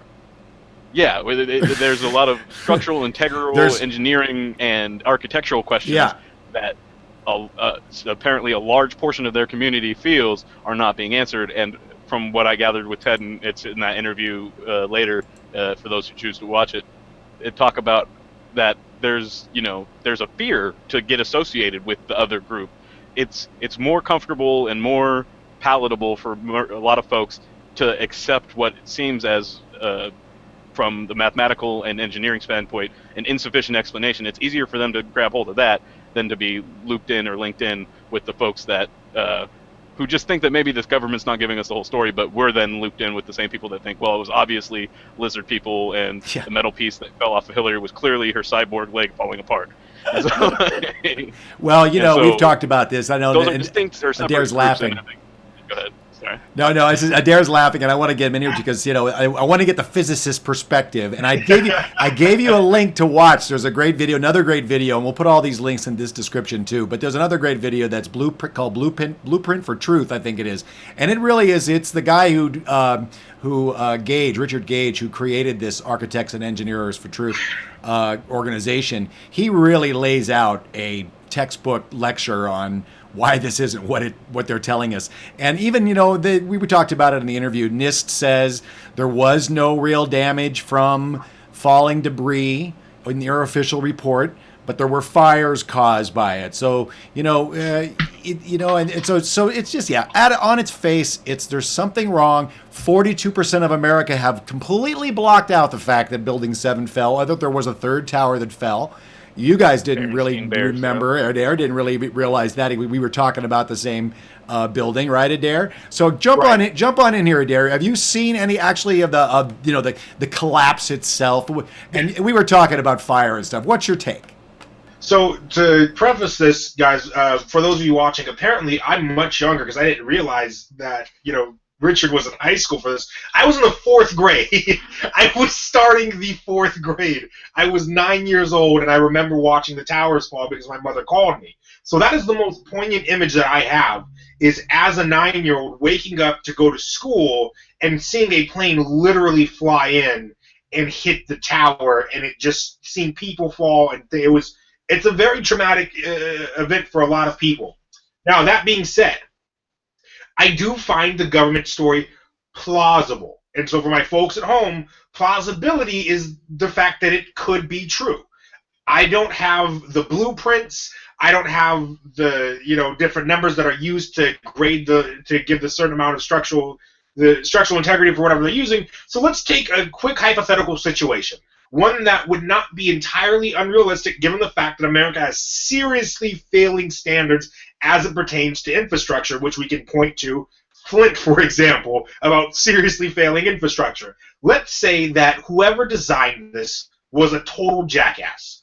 And instead of giving, so a lot of times when you're designing a building or you're designing anything that's going to be holding weight, you want to make sure that there's enough structural support around it, that there's, in this case, enough steel beams that each beam is not holding its maximum load potential. So the maximum amount any one beam can hold before it falls over, because it just becomes too heavy. Let's say that whoever did this was terrible at their job, and they put just enough beams in to meet to cancel things out. So X sub 1 cancels out with X sub 2. The weight that it's holding cancels out with the weight that it can hold. So everything is good as long as nothing at all changes. It remains a static situation, and everything's good. If there were to be some type of fire damage, if there were to be some sort of weakening of the metal, which if you heat steel long enough, a human can take that beam that's been heated long enough and rip it in half and bend it at the point in which it's been heated. So that could cause a catastrophic failure if that were to be the case. Now, am I saying I have any actual facts? No. I don't have anything that was released. I'm simply going from the physics perspective of how math could say, yeah, this is right. Do I think there's been a conspiracy? Absolutely, there's been a conspiracy. Richard, you talked about civil liberties. The NSA was already doing what the NSA was doing before this. Like, they knew who the hijackers were. They knew where they were living. They had their phone calls, all that other stuff. George W. Bush had a dossier put in front of him. That whole 9 yards, it's already been investigated and cleared out by Congress. They've given us that bone. So I don't doubt that. No one's been held accountable. I mean, everybody got promoted. Of course. Who's going to sign off on it and said, well, I know it didn't work. So here you got, now you've apparently it's the same architect. So apparently these architects are really shitty because they poorly they designed 3 steel structures that were absolutely the crappiest buildings I've ever seen. And now I've seen another one, guys. I've seen pictures of Building 6. That's crazy too. I mean, Building 5 was fully engulfed. It didn't fall down, and something took out the core of Building 6. I don't know if it was the top of the building, but its core is gone. But the rest of the steel structure didn't collapse either. So correct. I mean, there are so many bizarre, weird things. I mean, the whole morning was bizarre and weird. But I got to tell you, there's we're going to get James Corbett on the show. The time zones are different because he's in Japan, but we're going to get him on the show if I have to interview him separately. But we're going to talk about some of this stuff. He's really done a lot of detailed investigation on this subject. Has been one of the things that he's done for years. So I want to talk to him about this. But there's just, there's never been a real investigation by the government. It was held. I mean, one of the greatest statistics that blew me away is that, every crisis we've ever had, Pearl Harbor, JFK, you name it, within a week, they've named a special commission to figure out what the hell happened. They had to drag this government to do it. It took 411 days to get the commission, which was completely, it had to because of the families, the New Jersey girls, to get it to happen. And then they put Kissinger on it. Then they underfunded it. And then, and then it was a complete whitewash. Cleveland quit. I mean, it was a joke. So we've never gotten the real story. And you're right, Richard. Here we have scientists that are hopefully we can convince our good friend Adair here that through physics, and we're going to sit down and we're going to watch that video together on a hangout and start picking it apart. But, there's just way too many things that we have completely washed under the rug. We've checked off all the lists on these guys' country lists that they wanted to take out. Iran and Syria are next, and those guys are teed up. So both parties are part of the military-industrial complex, and it doesn't matter really who becomes president. That's why I'm so glad we're worried about down ticket and even further down ticket here on a local level, because this is where shit's going to change. Those guys are going to destroy the planet one way or the other, no matter who's in office. Hopefully we can survive long enough to make some changes locally. But I think it was a great show. I think we're gonna talk more about it. Ted's gonna keep us updated. We'll get more into it when you have a little more information, Adair, and then we'll get Dr. Sutton involved as well. And the good doctor, congratulations to our good friend Brandon Sutton on his completion of his PhD. We have quite a lineup here. We've got PhDs, we've got physicists, we've got assholes with opinions. That's me. Oh, you too. Okay. But I thought it was a great show, and we got a lot of people coming to view it. And I'm glad I didn't make you look too crazy, Richard. And real quick, I just want to jump in because we talk about scientists, right? Right. When I took a law class, here's what my law professor told me.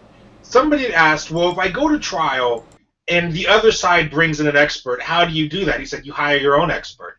You can hire anybody to say what you want them to say.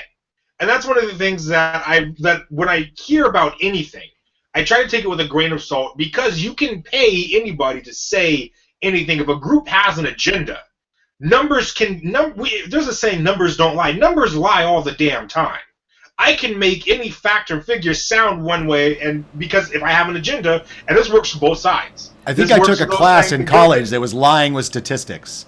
Exactly. You have the one side that says the government's absolutely true, and then you have the side that says it's total crap, and they both use the exact same numbers, right? Mhm. So numbers lie all the time, and just be in science, we have a saying, it's all about the consensus. It doesn't matter if there's an offshoot group that says no. If the larger number of scientists in a given field say this is what's accepted, then that's generally what's accepted, personal views aside, right? So I respect the work that they're doing. I'd be interested to read, see the actual formulas they use, watch the computer models, and do all that other fun stuff, because that's what I attend university for. You said that you actually said to me you would consider making this your project. So Yes. University of Alaska wants collaboration. They want people to look at their stuff. They download all of their drawings and their models as they do them. There's reports that they do on their site. That's WTC7. Evaluation.org, and this is basically what Ted's group is paying for their first evaluation. And they basically said that regular fires did not bring this building down. There's just no way. And don't be shy to take another look at what the official story is from the government and refresh that in your mind while you're comparing it to what these scientists and these engineers and architects are able to come up with. I mean, I'm skeptical of architects. You give me central engineers, that's one thing. You give me an architect, and I've had friends that did architecture. They drew pretty buildings, and then they made models of those buildings. All right, before we devolve into a science fight. Oh, okay, it's gonna be good. I love architecture. I love you guys. They're the dreamers, right? And the engineers, they're the ones who are like, nah, that's not gonna work. Right. And so, by the way, if a building fails or a bridge fails, don't blame the architect. Always blame the civil engineer. Oh, always blame the civil engineer. The civil engineer and the construction companies, because those are the people. The engineer is supposed to tell the construction companies, you need to get stuff of this quality, of this grade, because otherwise the math doesn't work, and there's no such thing as a small mistake in physics. You move the decimal by just one space, and you've got an entirely different equation, and you're a magnet at least one order of magnitude off, and that's major, especially in civil engineering. I think Adair brings up an interesting point that is worthy of further examination of, that there is a possibility that the part of whatever is being covered up is just a massive failure of meeting regulations or building codes and those types of things. Like, one of the things that was mentioned was that the sprinkler system was failing on some of the floors, and they blamed it on what was going on at the World Trade Center, right? The main two towers.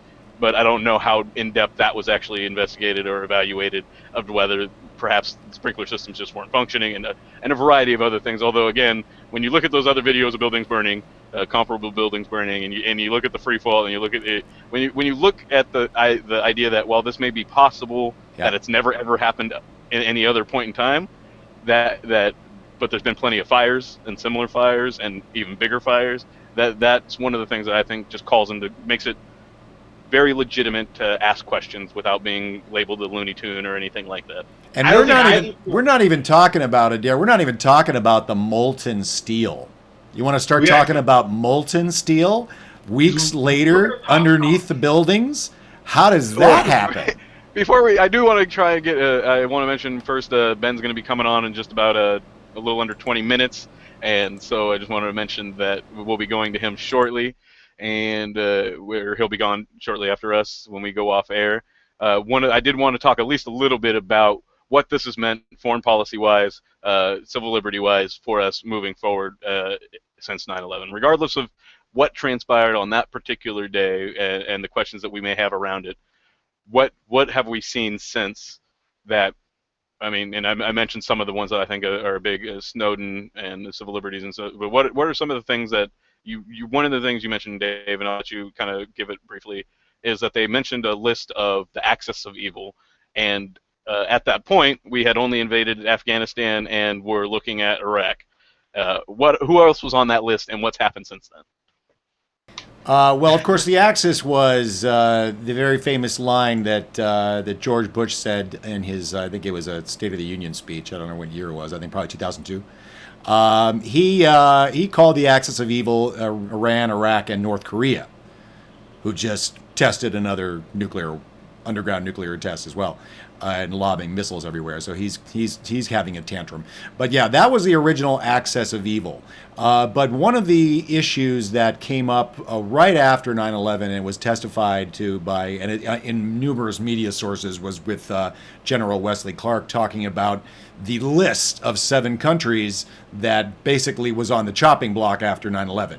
It was literally the day after, within a couple of days of 9/11, when Wesley Clark walked into the Pentagon and asked a general, and he said, "What's going on?" And he said, "Well, we're going after Iraq." And he's like, "Iraq? What?" And then the next day he comes back and says, "Oh," he says, "Are we still doing that?" He says, "Oh yeah, it's worse. We've got Yemen, Libya, Iran, Syria, 7 countries." And I don't have them all in front of me right now, but allegedly there's Libya's gone. That was on the list. Iraq, that was on the list, of course, and I believe the last 2, or 2 of the ones that are remaining are Syria and Iran, which are being teed up by the mainstream media, by both candidates, and especially Hillary Clinton. Now, with regards to our national security, or rather our privacy, just to sort of touch on that, and I'll throw it back to you guys. But I saw Snowden last night, and I saw the live stream from him from Russia, and it was to 800 theaters, and it was pretty cool with Oliver Stone and Joseph Gordon-Levitt. Great performances, by the way. I think it's a great film. I haven't seen a lot of great films lately, and it's probably I would consider it a great film. But he said some very interesting things, and they've used these laws that they've enacted after 9/11 continuously. Of course, Obama just re-upped the state of emergency. The authorization for military force has never been voted on again since 9/11. And Barbara Lee is right now the only person that voted against the war in Afghanistan and this authorization of use of force. Is trying to get another vote right now, and it's not happening. But this use of force has been used 37 times around the globe, including in Yemen and Syria. Syria is being used. The stuff we're doing in Syria, basically putting one side against the other, is all being used under the authorization of use of force. What came after 9/11. So it's unabated. Our civil liberties, they're literally looking at everybody. Snowden had 3 tips from Ed Snowden. Get a password manager that changes your passwords, behind the scenes. And use Signal to talk to people, and put a Band-Aid on your webcam because it won't fuck up the lens, but they're looking at you if they want to. So it's pretty scary what's happened since 9/11. And so whatever the reason, they've used it as an agenda. Yeah, and what we've seen is, as you've mentioned, invasions and escalations of conflicts in several other countries. 37 uses of this authorization that was intended to respond to those that were guilty for 9/11. Last I heard, Bin Laden's gone. Yeah, and as bad as ISIS is, they didn't have anything to do with 9/11. Nope. Nope. That's another thing. They're mostly ex-Ba'ath, or they started as mostly ex-Ba'athists from the Saddam Hussein's Iraqi army. Well, that's certainly where they got their organizational skills. Yes, and apparently significantly large amounts of their armament that were left unguarded by the Iraqi military, all of which courtesy of us. Both the disbanding of the original Iraqi military in order to get them desperate for work, money, power, so that they formed these groups, a group like ISIS. Then we we basically left the tons of Humvees and open boneyards, I guess you might call them. Literally tons and tons of weapons that we continue to drop in areas like around the Syria conflict and elsewhere, where we're intending for one group to get it, but who ends up with it? Well, the satellite's already moved on by the time somebody picks it up, so who knows who got it. And so we've perpetuated conflict. And an interesting statistic that's come out a few times, but I just recently came across it again, is that the United States has been at war for more than 90% of our existence. More than 90% of the time that the United States has existed, we've been at war. Be it internally with the Civil War, or be it other wars, French or with Canadian or Mexico, or the Vietnam War. And ironically, one of the few peace periods, there was a 1 year, I believe, I'm trying to remember the list off the top of my head, 1 year in the 70s where we basically said we weren't at war, but even that's probably a stretch. So as I recall, there were smaller conflicts arising throughout the illegals. entire. Well, there was a lot of illegal stuff going on. Yeah, A lot of and bombing, then, and what Obama was just there too, right? He was just in Laos. We were bombing the hell out of them illegally for a while. So yeah, I mean this. Fired by Kissinger, who is currently being courted by Hillary Clinton. So right, if you're looking part of for her, some insight into what kind of foreign policy voices she's going to be listening to. That's her long and distinguished list of war criminals that are advising her campaign. But yeah, the drone wars. I mean, just it hasn't changed. If anything, it's escalated. There are those that say 9/11 was our first drone attack, but because it certainly escalated after that. And Obama has used it. The Intercept has if you haven't checked out the drone papers, that is something that is a must read. You have to read the drone papers to find out what the kill lists and it's just ridiculous that habeas corpus is out the window. They removed it with the Military Commissions Act. Patriot Act has been re-upped twice. NSA is collecting everything on everybody around the world, literally everything. And this, I mean, I know Snowden. They're saying Snowden is using this as a way to get a pardon. He's just a punk. But if you look at all the whistleblowers and what Obama has done to whistleblowers in this administration, the ones that did step up, and they cover this in the movie, but the ones that did step up, the real, real guys that said something, one guy was arrested by the FBI and ripped out of his shower naked after he blew the whistle on the NSA and what something they were doing. So there's no love for whistleblowers. Chelsea Manning, she's being persecuted. So this is where Edward Snowden would end up under the Espionage Act, which is this completely out-of-date, ridiculous law that is being used to, now is he going to pardon him? Yeah, right. The president. This is not Obama. It's not Bush. It's not going to be Hillary or Trump. It's the presidency. The executive power, the executive in this country is out of control, and the Congress ain't doing shit. Yeah, no, and I mean it's really scary. Just imagine for a moment what Edward Snowden. I haven't seen the movie myself, but I imagine it touches on it. What he must have experienced when he first saw something that both not just looked strange, but wildly illegal and dangerous. And when you see something at your workplace, it's I imagine that would set off some bells. And I can't imagine what I would do put in that same situation. I mean, I've been at jobs where they do things that I think are questionable or whatever, and it's an uncomfortable experience. And I can only imagine when you're talking top secret information, NSA, and you just happen to see your buddy spying on his ex-girlfriend or something or whatever, you might see in the office day to day of people misusing or mishandling their information or powers, and the way that it's treated around the office as something acceptable, or so long as the wrong person doesn't see you, you're fine.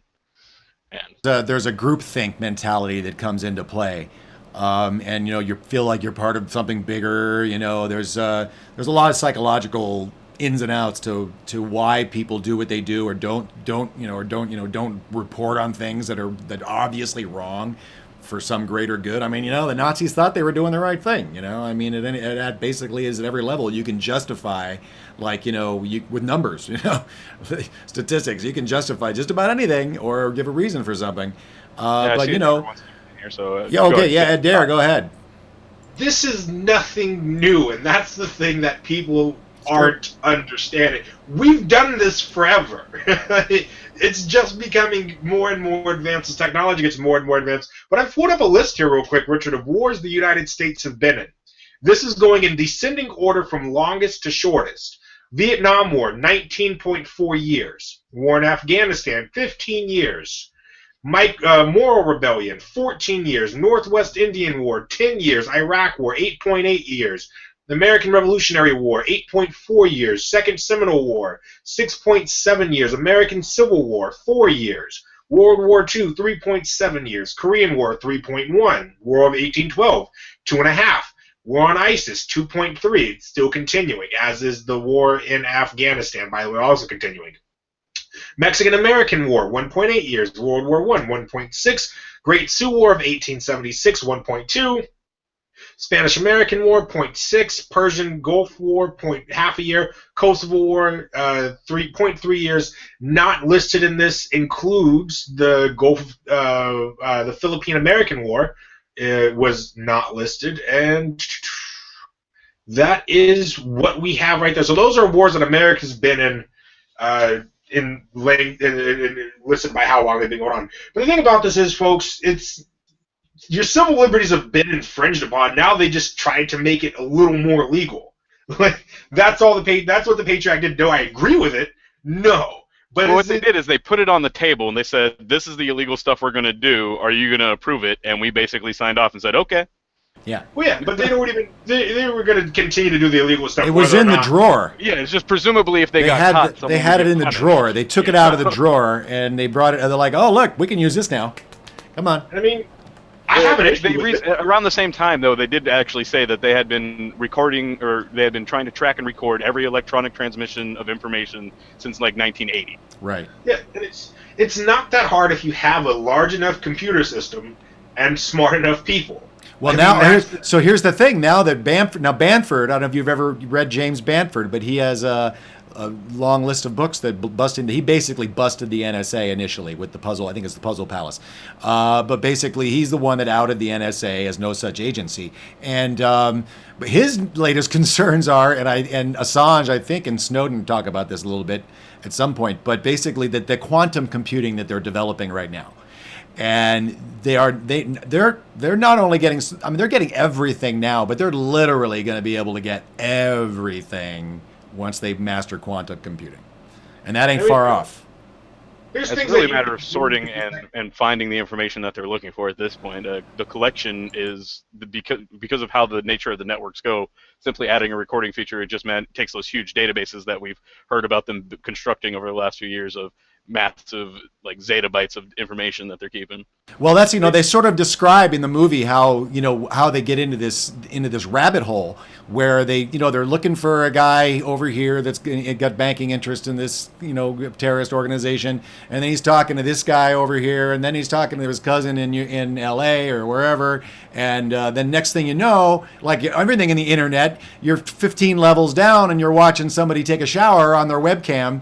It's a 15-year-old daughter of something, so that's what they do. That's creepy, but just a small parallel from the private industry is like I did cell phone repair for a while back before smartphones were a big thing. It was mostly still like flip phones, but phones had cameras, and I can guarantee you at most places, if you ever took your cell phone in to be repaired, and it probably still happens now, people are looking at your pictures. Oh yeah, of course. It doesn't matter. They have software in order, and they're wrong. They can get fired. They won't do it. But I'm telling, I can pretty much assure you it's happening. We're a curious lot. We just remember the moment you take your photos in and get them developed. They made a movie about that. It was Robin Williams. You make copies, and we're a curious lot, human beings. We're gonna look, and if you have the power to do it, you're gonna do it. They're pissed off that he basically Snowden outed them for being able to get into Skype and YouTube and Facebook, and that Verizon was, like, here you go, you can listen to everybody. I mean, he blew their cover basically because they were able to listen to everybody through all these apps, and he said, "Oh, nope, they're all in it." They didn't have any cover because people in information security have been saying this exact thing before Snowden came. What Snowden did was he took the classified documents and gave them to somebody.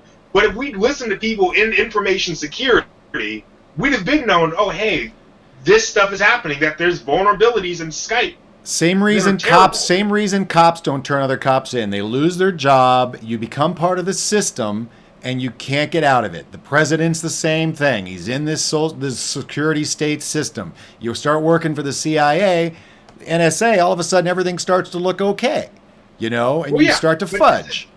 This is civilians. Like, we've got civilians in information security that for years have been saying, put tape over your webcam. Right. Use different, use a proxy server. Use anything that you can. I use Tor browser more often than not. But I mean, so here's the thing about the NSA and why they're able to spy on anybody with the limited resources they have, saying they can spy on anybody that's in the immediate relation to a terrorist. Facebook. We've all got Facebook. You can check just how distantly related you are to any one person in the world on Facebook. I am 3.16 people away from any other human being on Earth based on my Facebook connections. Meaning I'm 3.16 people away from a Terrorist. terrorist and from You're a President terrorist. Obama. So I don't think we can because talk of anymore, that, Dare. I don't think that's the thing. That's what's been going on. Now, I'm not affiliated with any terrorist organizations. No way. I'm a good American. I'm a good dude. I like to see everyone be prosperous. I want people to be healthy. I don't want to see any kind of war, conflict. F all that. Plus, I'm an atheist. They wouldn't take me. But Yeah, we're one of the ones they're going to take out right away. Yeah. right. So, but I mean, that's kind of what it is. Like, so for example, I'm a huge sports fan. I'm a huge sports fan. I love the Pittsburgh Steelers. That's my favorite football team. What? I don't hold it against you, by the way. Go ahead. I lived right next door to a woman who dated a backup lineman, Cody Wallace, for the Pittsburgh Steelers, and they were still close friends. I lived next door to somebody he dated and was in current contact with, so I was, two people removed from Troy Polamalu, one of my favorite players of all time. That's how interconnected we are as people. It's a very, very, very small world, folks. And so that's why we're all being spied on. I mean, I'm not okay with it. And if we could get some encryption software that was uncrackable, I would absolutely send that to the general public. But, life is what it is, and I'm going to work hard to change the status quo. But in the meantime, folks, just take the requisite steps to protect yourself. Find out about some information security. Talk to folks on Twitter that are giving out free tutorials. You want to learn how to hack? Go to hackthisite.org and learn about hacking, learn about how it works, so you're better able to protect yourself. I do not advocate you going out there and being assholes. Got it? Thank you for that, Adair. I appreciate that addendum. And I see that we are just about wrapping up here, so I will go ahead and I just want to say real quickly, thank you all for watching. Make sure to subscribe whether you're watching on Benjamin Dixon's channel. He'll be on shortly afterwards, after we end our broadcast. Or if you're watching over on Project Sanity, you can click over on the little eye icon over there. Whoop, about there. Click on that, and you'll get subscribed, and you'll be able to catch any of those live shows that we do and any other little additional bits that we're working on in the future. So thank you again for tuning in. I want to say thank you, Dave and Dare and Eric and Jim Cooper and everybody behind the scenes and David. And just want to, again, just thanks everyone for tuning in, sharing the interesting clips that you guys find on our channel, and helping us build some subscribers and get out there so that more people are able to join in on the conversation, and we can help try and bring some sanity into our political conversation. And with that, good night, and as this would say, good luck.